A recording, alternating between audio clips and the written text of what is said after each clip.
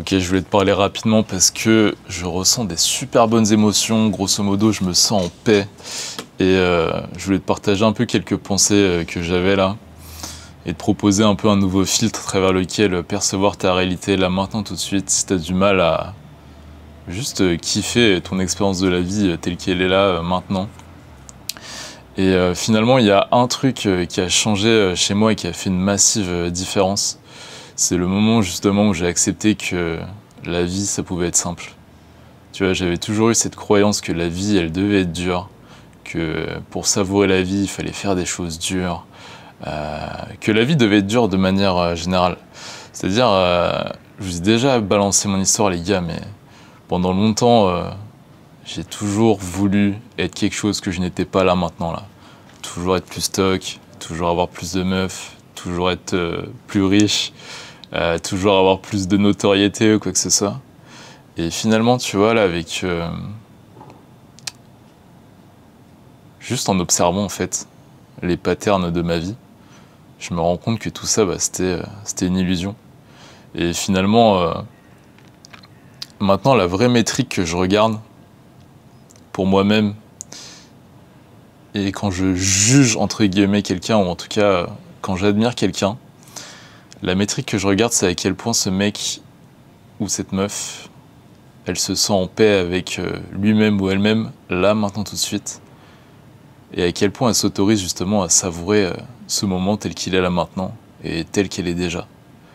Et tu vois, finalement, un de mes buts dans la vie maintenant, là, j'ai envie d'être la meilleure présence possible pour moi-même et pour tous les gens que j'aime. Genre, finalement, en vrai, je pourrais le résumer à ça. Et tu sais quoi, même en faisant une rétrospective, là, je pensais à ça, j'avais écrit ça dans mon carnet ce matin. Mais en fait, je pouvais faire ça depuis toujours. Et c'est moi qui me mettais des conditions tout seul sur pourquoi j'aurais pas le droit de m'autoriser à juste kiffer mon existence là maintenant, en vrai, telle qu'elle était là déjà. Tu vois, bien que mes circonstances elles aient changé sur le papier, tu vois, ça fait 1 an maintenant que je crée du contenu régulièrement et que j'ai quitté le salariat. Mais tu sais quoi, même quand je prenais dans le boulot au taf, même là en fait tu peux percevoir de la joie. Et finalement c'est ça que je voulais te partager, c'est que tu vois là ce qui me rend heureux ou alors en paix avec qui je suis là maintenant, bah finalement c'est des choses que tout le monde peut avoir en fait, enfin que tout le monde a déjà en fait. C'est-à-dire, les gars, moi je suis pas spécial. Ça aussi c'est un truc qui m'a vachement déstressé, qui a enlevé un peu cet aspect, cette sensation confrontationnelle que j'avais intérieurement. C'est que j'avais besoin d'être spécial pour juste kiffer ma vie en fait. Et là je me rends compte que ça pareil, c'était une illusion. Et tu sais quoi, maintenant je trouve de la beauté dans la normalité et dans la simplicité. Tu sais, je te disais que la métrique que je regardais c'était simplement, c'est quoi la présence de cette personne en face de moi là? Qu'est-ce que je ressens là quand je suis en face de cette personne? Et c'est jamais corrélé à leur niveau de succès matériel ou ce genre de choses. C'est-à-dire qu'il y a des gens, des fois, maintenant vu que... Enfin, beaucoup plus de gens me connaissent, quand je rencontre quelqu'un qui a du succès, je sens qu'il essaie de flex en fait des fois ses métriques parce qu'il pense que j'ai plus de chances de l'apprécier comme ça. Mais c'est absolument pas ça que je regarde. Et tu sais quoi, la dernière fois j'étais au G20. Donc c'est une épicerie pas très loin de chez moi. Et il y avait cette caissière là que je vois tous les jours. Et à chaque fois elle a le smile. Elle a le smile et juste elle me transmet toujours des bonnes énergies.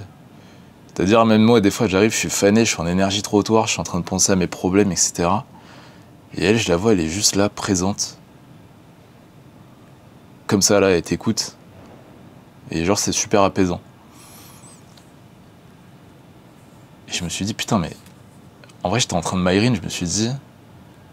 Tu vois, là, j'étais en train de me surprendre, en train de vouloir des choses et me dire, ouais, putain, vas-y, ce serait bien si t'avais ça, mec, pour pouvoir kiffer ta vie, etc. Et du coup, je lui ai verbalisé, en fait. Je lui ai dit, ouais, juste merci... d'être ce que tu es là.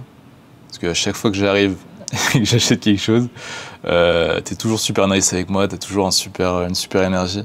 Et bref, c'est giga agréable d'interagir avec toi. Je sais plus comment je l'ai verbalisé, mais c'était sincère quand je lui ai dit. Et du coup, elle a eu un encore plus grand smile. Et moi-même, ça m'a fait ressentir des bonnes énergies.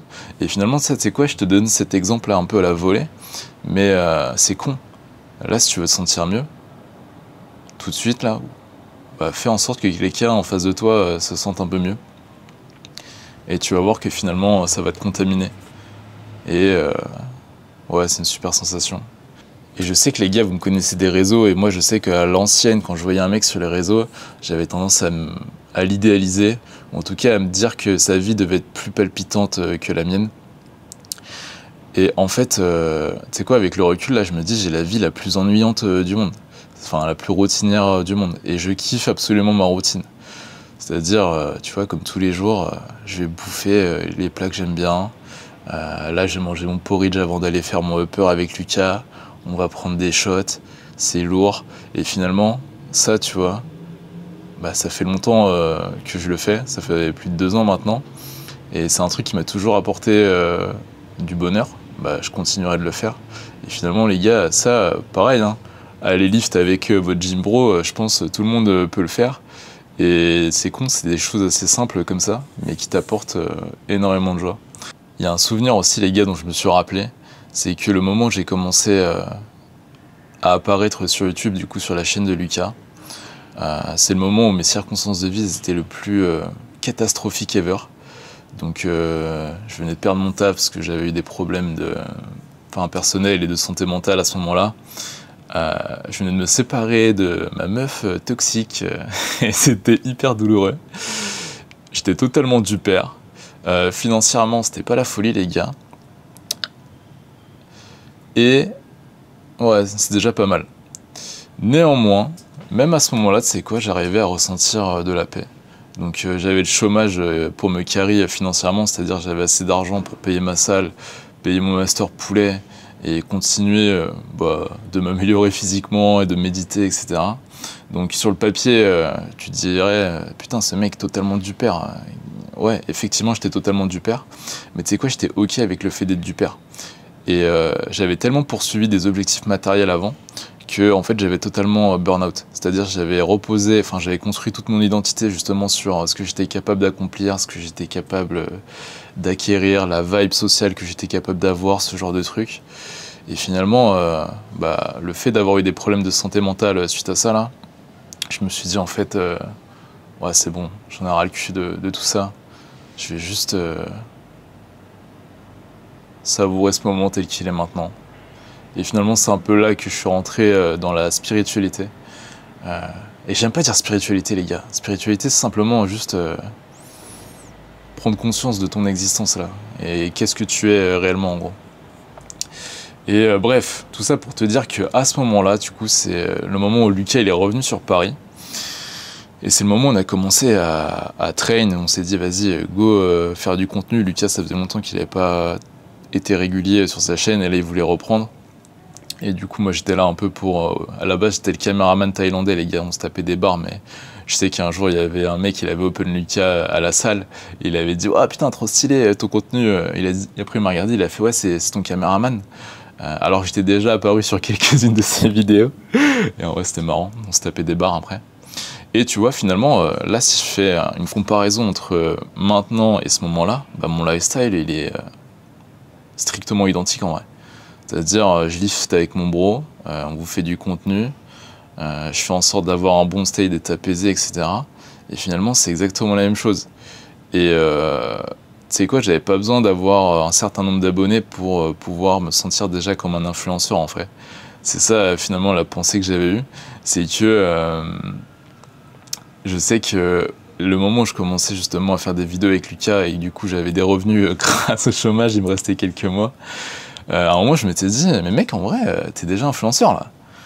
Enfin, en tout cas, t'as le lifestyle que tu veux, c'est-à-dire, tu fais des trainings, enfin, tu fais des vidéos avec ton bro, tu peux t'acheter ton master poulet, tu peux, ouais, t'as du temps pour lire, etc. Finalement, en vrai, t'as la vie que t'avais toujours voulu avoir, tu vois, quand j'idéalisais justement les créateurs de contenu.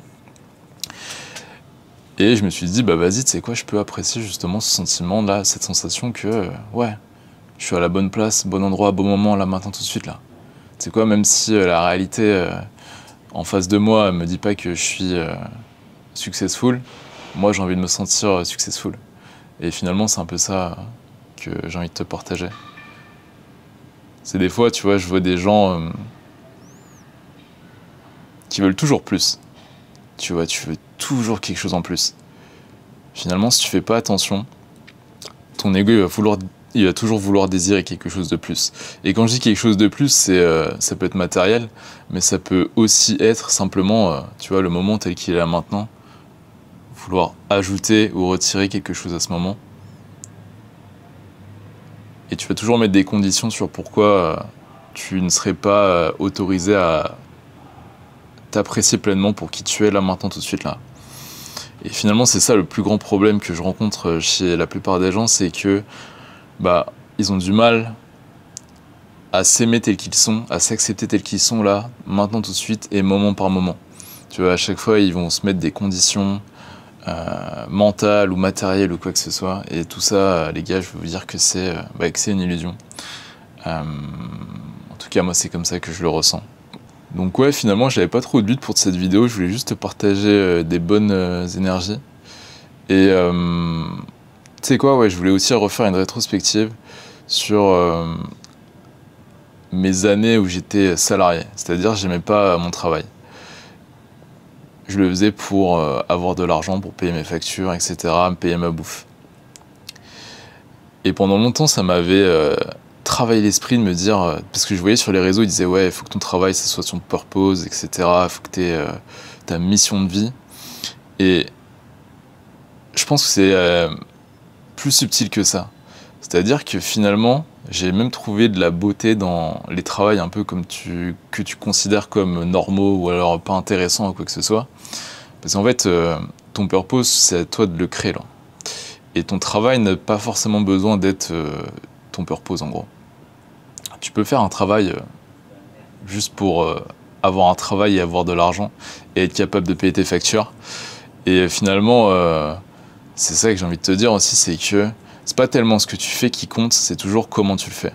C'est-à-dire que le travail, même le travail le plus chiant du monde sur le papier, tu peux le rendre intéressant et tu peux trouver du sens dedans. Donc moi, par exemple, tu vois, dans mes travails, enfin dans mes tafs, il y a des journées, je prenais la décision, tu sais quoi, je vais faire en sorte d'être une bonne présence pour les gens autour de moi et de faire un peu des ruptures de pattern, tu vois. Tout le monde est un peu comme ça, là, bloqué dans ses schémas mentaux, tu fais tout de manière répétitive. Toi, là, tu peux décider d'incarner justement, je veux dire la joie de vivre, mais c'est pas vraiment ça, c'est plus ouais, l'appréciation de la vie en gros. T'as le droit de te taper des barres avec les gens autour de toi, vous êtes tous finalement dans le même travail de merde. Et tu sais quoi, moi j'avais trouvé de la joie dans ça. Finalement, tu vois, le fait de verbaliser, ouais, c'est un peu de la merde ce qu'on fait là. Et avec d'autres collègues ou quoi que ce soit, finalement tu te tapes des barres. Et tu vois, finalement, si je fais une rétrospective, même les moments finalement où je travaillais en entreprise, même ces moments-là, en vrai, c'était parfait. Parce que ouais, ok, c'est chiant, tu prends le RER, c'est chiant, tu dois t'organiser pour aller à la salle, c'est un peu plus dur que si que si t'étais à ton compte pour suivre ta routine. Mais même dans ça, finalement, dans la difficulté, tu peux trouver de la joie. Parce que moi, tu sais quoi, les gars, finalement, si vous raisonniez autant avec moi dans les premiers Toxicity, c'est parce que je prenais dans le boule exactement comme vous, tu vois. C'est pour ça que j'avais du mal quand on me disait mec, mais toi, c'est facile pour toi d'avoir cette shape parce que t'es influenceur. Non, absolument pas, les gars. Moi, si j'ai la shape que j'ai aujourd'hui, c'est parce que, bon, déjà, j'ai eu un bon mentor qui m'a donné les bons leviers à actionner pour avoir la shape que je voulais. Et j'ai vu que ça m'apportait de la paix d'esprit, que ça me permettait de me sentir bien avec moi-même. Du coup, j'étais intransigeant sur ce rituel pour moi-même, en fait. C'est-à-dire que quelles que soient mes circonstances de vie, je fais toujours en sorte d'avoir du temps pour marcher, pour aller à la salle, pour manger ce que j'avais envie de manger. Et finalement, c'est pour ça, les gars. Ce qui me rend heureux, ça a toujours été la même chose et ça restera toujours la même chose. C'est ça que j'ai envie de vous dire. Donc c'est pour ça, soyez fiers finalement d'être ennuyant en vrai. Tu sais, souvent on va te dire ouais, il faut que tu sois, il faut avoir une vie différente des autres, etc. Donc je dis pas que c'est faux, mais te dis pas parce que t'as un train de vie normal que tu vaux moins que quelqu'un qui a une vie différente de la tienne. Tu vois, on a tous des circonstances de vie différentes et chacune ont leur place en vrai. Long story short, les gars, je voulais pas que la vidéo soit giga longue, mais juste, tu peux t'autoriser à tromper là maintenant tout de suite. T'as pas besoin d'ajouter quelque chose à ce moment, retirer quelque chose à ce moment. Et juste aime la simplicité de la vie. Tu vois, accepte que la vie, elle peut être simple et que t'as pas besoin de grand chose pour pouvoir la kiffer. Et que probablement là, si t'as internet et que tu regardes ma vidéo, bah, que t'as déjà bien assez et que tu peux trouver de la joie dans ce que tu as déjà. Et que tu as le droit de t'autoriser à être en paix là maintenant tout de suite avec toi-même, avec ta vie de manière générale. Et que juste parce qu'on existe, mec, en vrai, on est légitime. On a le droit de se sentir bien avec nous-mêmes. Et que c'est amplement suffisant, ouais.